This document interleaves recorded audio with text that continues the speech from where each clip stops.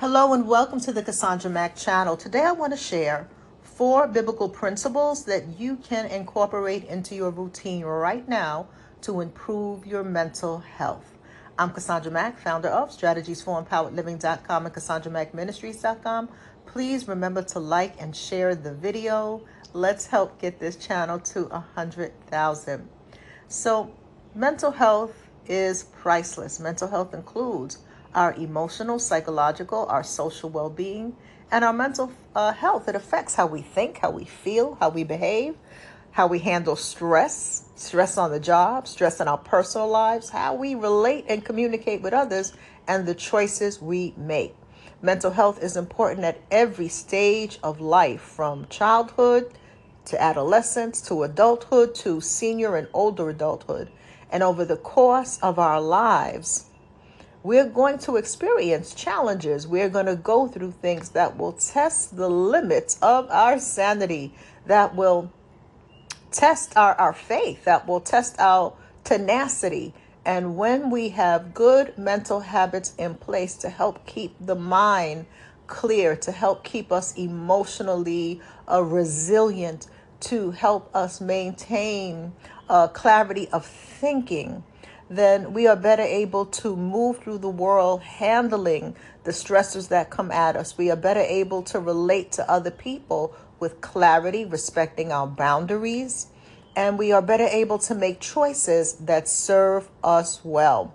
So here are 4 biblical practices that come straight from Scripture that you can incorporate into your life to really begin to support your mental health.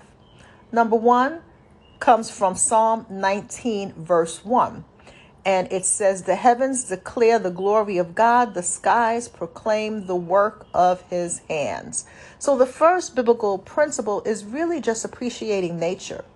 And so when you appreciate nature, whether you do so by just taking a walk in nature, listening to the birds. I don't know if you hear the birds chirping in the background. It is very early in the morning as I am recording this. It's about 5:30 in the morning. And I am actually having my coffee from my mental health affirmations cup that allows me to just feel inspired in the morning. And I'm listening to the birds. I love waking up to the sound of the birds.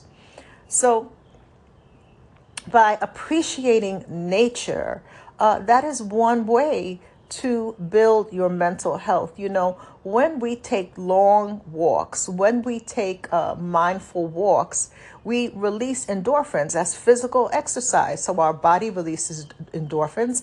That helps to ward off stress. Now look what it says in Psalm 19:1. "The heavens declare the glory of God. The skies proclaim the work of his hands." And so when we come from the understanding that the heavens declare the glory of God and the skies proclaim the work of his hands, it lets us know that God's got us.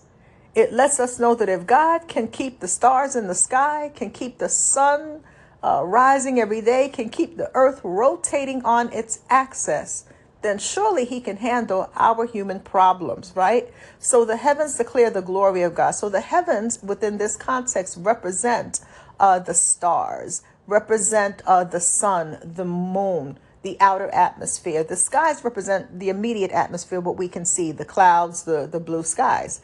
And so the skies proclaim the work of his hands. So the skies really proclaim the creativity, the wisdom of God, the perfection of how everything works just how it's supposed to work. And so when we realize that things work how they're supposed to work in nature, meaning the sun rises every day, no matter what's going on in our lives personally, no matter what's going on around the world, the sun rises every day. The earth spins on its axis and none of us fall off. So this lets us know that there is an intricate detail to the inner workings of the universe, just like there is an intricate detail to the inner workings of our lives. So begin to take a gratitude walk in nature. It'll do wonders for your mental health.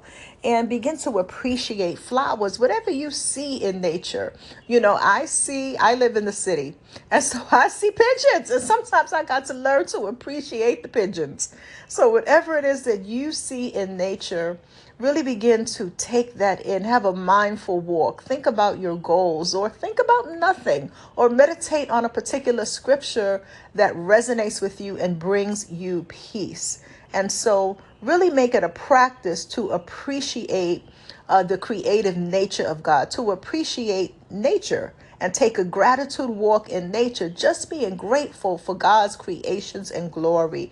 And that is one way to help de-stress, to help revive your spirit, to help realize that you were really not alone in this world. When I'm hearing the birds chirp, and I realize that, it's me and the birds. We're up early in the morning.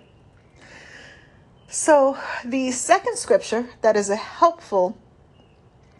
helpful with our mental health comes from Psalm 4:8, and it says, "In peace I will lie down and sleep. For you alone, Lord, make me dwell in safety." It's so important that we don't underestimate the restorative power of a good night's sleep. So that is a second biblical practice that you can put in place for your mental health, to lie down and sleep in peace.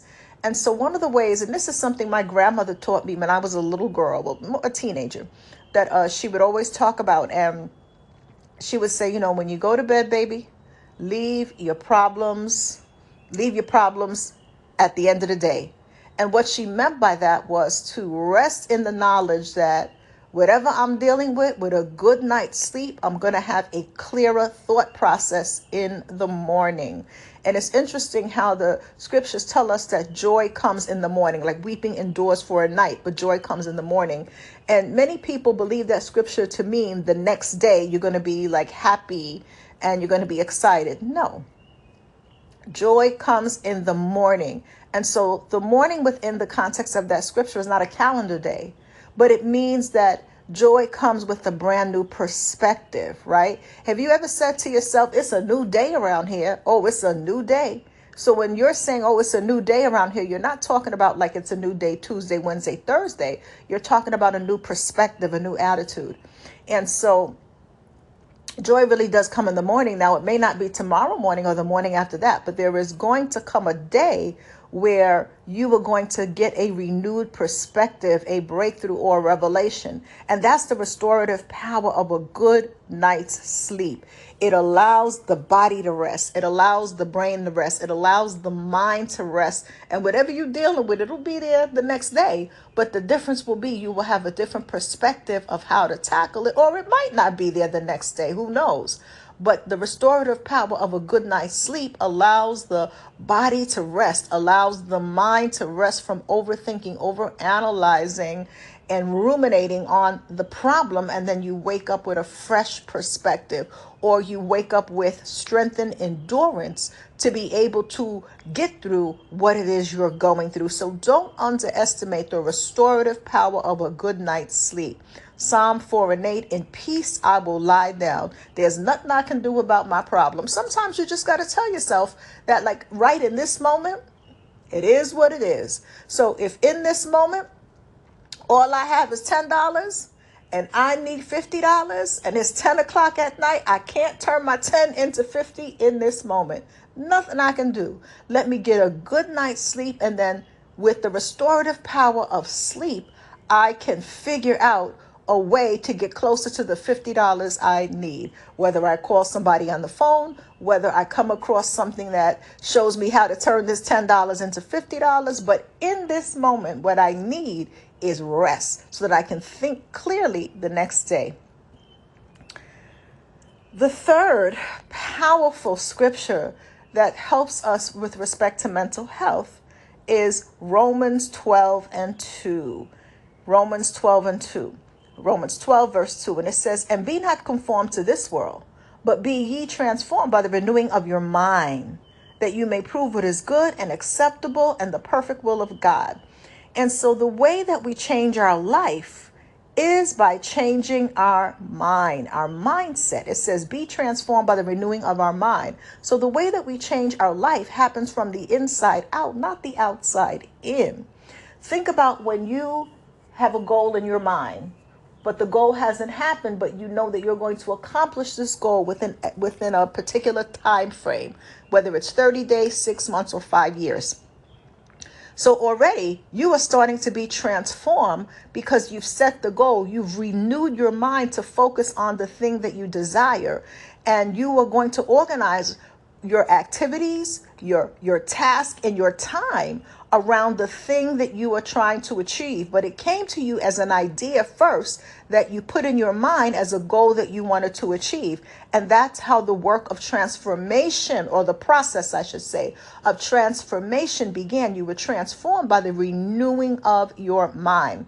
And so when we renew our mind with scriptures that build us up on the inside, that give us confidence, that affirm who we are in God, these scriptures give us the necessary tenacity, emotional strength, knowledge, wisdom, understanding, the necessary steadfastness to keep on keeping on, the necessary mindset, because sometimes it's a mindset issue, to begin to dismantle toxic beliefs that undermine purpose, destiny, confidence, and our image, in favor of beliefs that speak to the truest essence of who we are.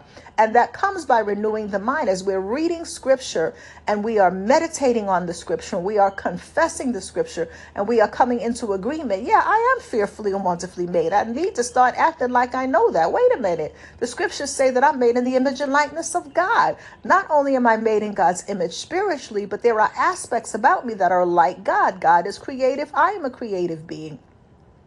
God is speaking, is a speaking being. I am a speaking being. So there are things about me that are like God, right? According to the book of Genesis. So when you begin to renew your mind, you can transform yourself from a person with low self-esteem and no confidence and constantly doubting yourself to a highly confident man or woman who knows who you are, who has goals and dreams, and who's going places. You have the ability to transform your life, but it starts by transforming your mind. And so that is something we can do to cultivate robust mental health, even when we've got problems and struggles and challenges and adversity. And then let me also say that this tactic is really about mind management. We have to manage our mind. We have to manage our thought life. I have a book, and in my book, Simple Prayers to Pray to Tame Your Inner Critic and Win the Battle of Your Mind, that book is all about mind management through prayers. It is about praying specific scriptures that speak to who we are, and that speak to ways that we can renew the mind and cast down imaginations, because sometimes we have that inner voice that's so cruel to us. And it's a battle to have confidence. It's a battle to overcome self-doubt. It's a battle not to be a people pleaser and not let people treat you like a doormat and walk all over you. And sometimes we need reminders of who we are not, and what our purpose is. And our purpose is not to be a doormat or an emotional toilet bowl for other people. And so it's mind management. Sometimes we have beliefs that come from childhood because we have had some really toxic, mean-spirited things spoken over us to break our spirit, to break our soul, and we got to undo a lot of stuff that was spoken into our lives or even physically done to us as children. We got to undo a lot of that stuff as adults. But it starts with mind management. The mind has to be managed because our thoughts can take us to a dark place. Our thoughts can take us to places of feeling like we're inferior and inadequate. Our thoughts can take us to those places if we don't govern the mind.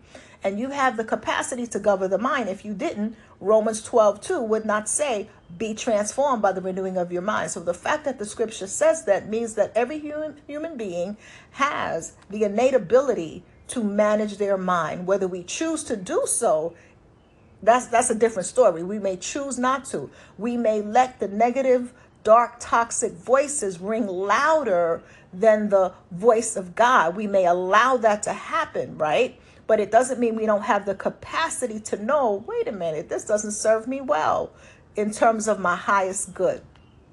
So that is a really helpful practice. And lastly is 1 Peter 5:7, and I'm going to share the New Living translation with you. And it says, give all your worries and cares to God because he cares about you. So sometimes we can feel like we have the weight of the world on our shoulders. And when you feel like you are carrying the weight of the world on your shoulders, it is virtually impossible to focus. It is impossible to feel like you have some peace, right? And worry, you can't pay your bills with worry. You could worry all day, every day. And if the account says what it says, that's what it is. And I have learned, even when the bill collectors call, I don't have it. I don't have it. You can threaten me, argue. It's not going to change. It's not going to change the numbers. And I'm calm about it. And I say that to say, sometimes we have to get into a place where we really do give our worries to God. And giving our worries to God is not about not being accountable. It is about saying, what can I control in this situation and what can't I control? I absolutely cannot control that the bill collector is going to call or send me a notification. I can't control that. But now that I have the notification, now that I have the letter in the mail, what can I do moving forward? What can I control in this situation? And it is really giving your worries to God. Lord, I don't know how I'm going to pay these bills. Lord, I don't know how I'm going to get out of this debt. Lord, I don't know how I'm going to do, but I trust you.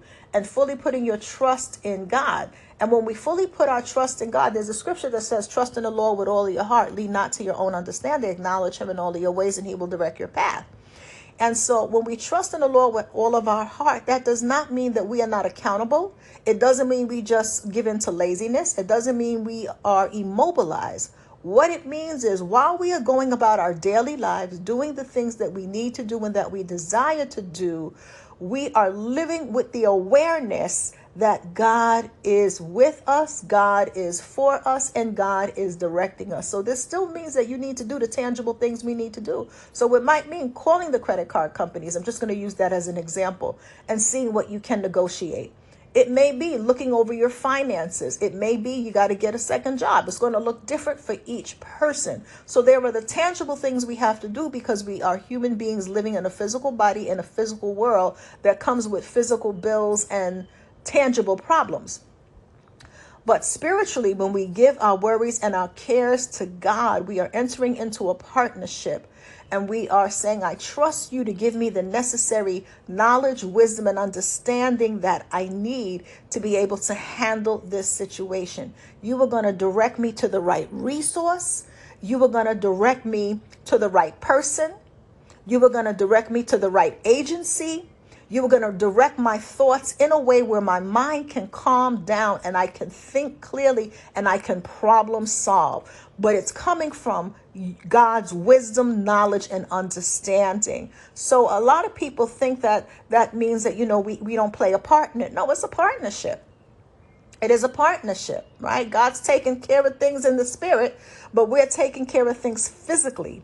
So 1 Peter 5:7, give all your worries and cares to God, for he cares about you.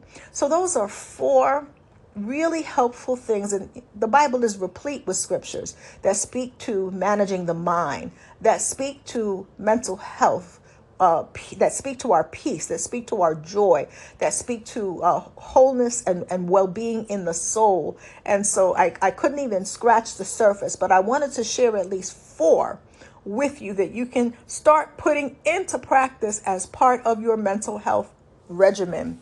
In addition, there are 2 resources that I want to share with you for those of you that want to dive deeper into the topic of creating robust mental health, and you really want to put yourself on a path where you have tools and resources for good mental health. I want to make sure that I am giving you resources in that area. So first is simple prayers to pray to support your mental health.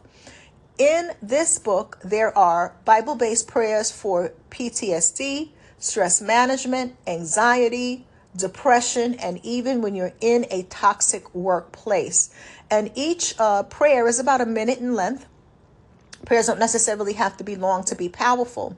And each prayer starts with a scripture that is relative to that exact prayer point. So scriptures for stress management, scriptures for managing anxiety, managing depression, dealing with difficult people in the workplace. And this is not a book to be read one time. This is a book that you keep in your arsenal, that you keep in your toolbox. Just like for those of you who have a first aid kit, you keep that first aid kit, for your life, and you replenish it as needed when you need new Band-Aids or alcohol or whatever you have in your first aid kit. So it's the same thing with this book. It is meant for you to refer to whenever you need it, whenever you're like, I'm stressed, let me pull this out. I'm going through this situation at my job and I want to get my mind in a place where like I'm not letting them pull me out of character. Let me pull out one of these prayers. So simple prayers to pray to support your mental health, again, gives you Bible-based prayers to really help you cultivate robust mental health. I use the book myself. Even though I am the writer of the book, I am also a reader of the book. The second resource is, I would really encourage you to pick up one of our cups. In particular, there is a cup that we have called Mental Health Affirmations. When I create these cups, I create these cups with your mental health in mind and my mental health in mind. And we live in some trying, challenging times. Every time you turn around and you watch the news, you're hearing of mass shootings, children killing their parents. I mean, the list goes on. And we may not be able to solve the world's problems, but one thing that we can do, one person at a time, is making sure that we have good mental health so that we're not contributing to the toxicity and we are being a force for good.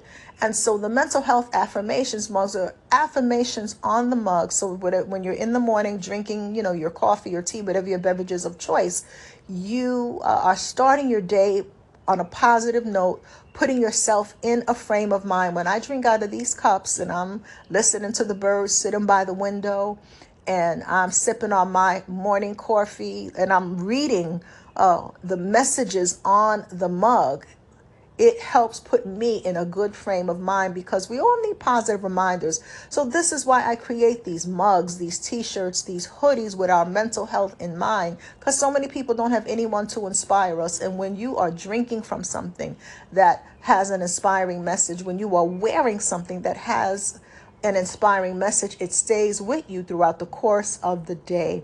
So those are the two resources that I would encourage anyone who wants to dive deeper into having resources to cultivate good mental health.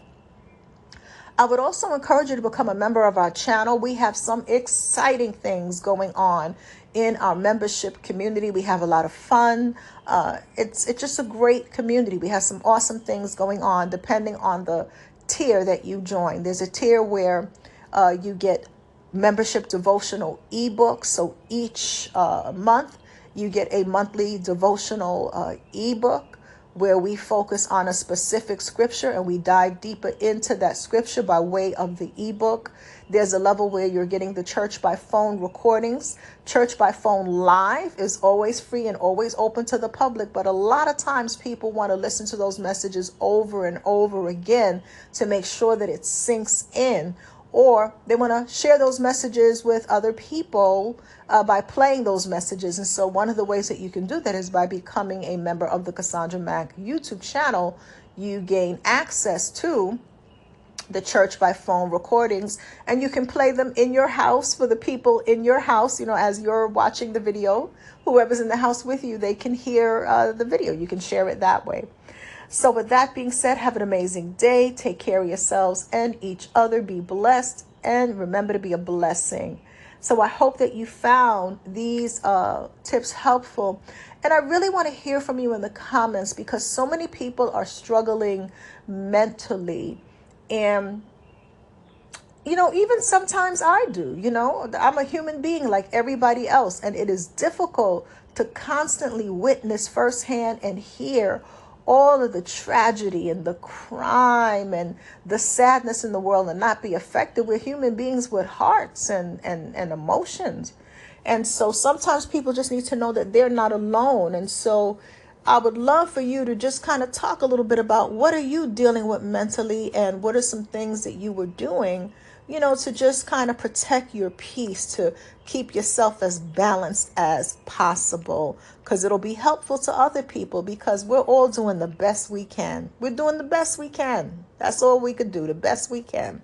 So I love you guys. Thank you for being part of this community. Remember to please like and share the videos, and keep yourself safe and take care of yourself as best as you can.